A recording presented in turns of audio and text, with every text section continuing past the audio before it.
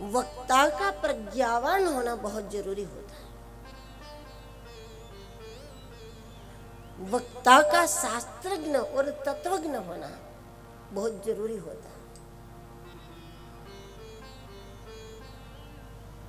जब प्रज्ञावान वक्ता होता है तो वो श्रोता की रुचि अरुचि समझ सकता है। अब वक्ता जब प्रज्ञावान नहीं होगा, उसको पता ही नहीं चलेगा कि श्रोताओं को ये कथा अच्छी लगती है नहीं लगती, वो समझ रहे हैं नहीं समझ रहे, उनके भीतर कुछ उतर रहा है या नहीं उतर रहा। प्रज्ञावान वक्ता को बहुत जल्दी मालूम पड़ जाता है कि ये पात्र में जा रहा है कि बाहर ढल रहा है, लोगों के हृदय में जा रहा है कि ऊपर से उड़ रहा है। तो इतनी समझ तो बहुत जरूरी है।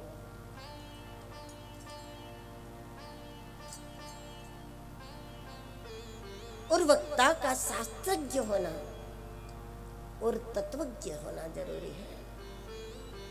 केवल तत्वज्ञ वक्ता होगा तो कथा गूढ़ हो जाएगी, कठिन हो जाएगी। और केवल शास्त्रज्ञ वक्ता होंगे तो कथा का विस्तार बहुत विस्तार हो जाएगा।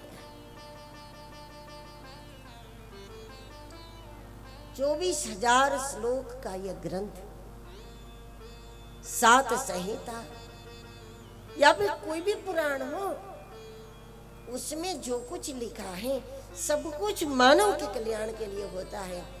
लेकिन प्रत्यक्ष में जो माहौल होता है उनके लिए क्या जरूरी है, ये सोचना जरूरी होता है।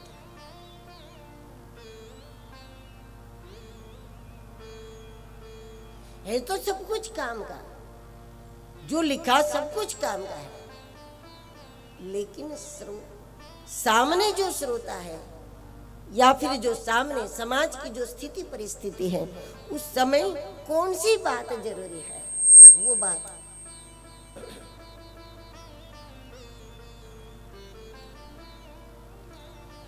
बात वक्ता को रखनी होती है।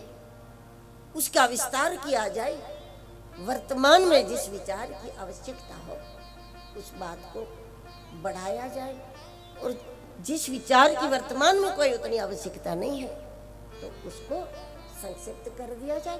तो कथा की किस बात को विस्तृत रूप से रखे या किस बात को संक्षिप्त रूप से रखे, ये समय को देखना है। आवश्यक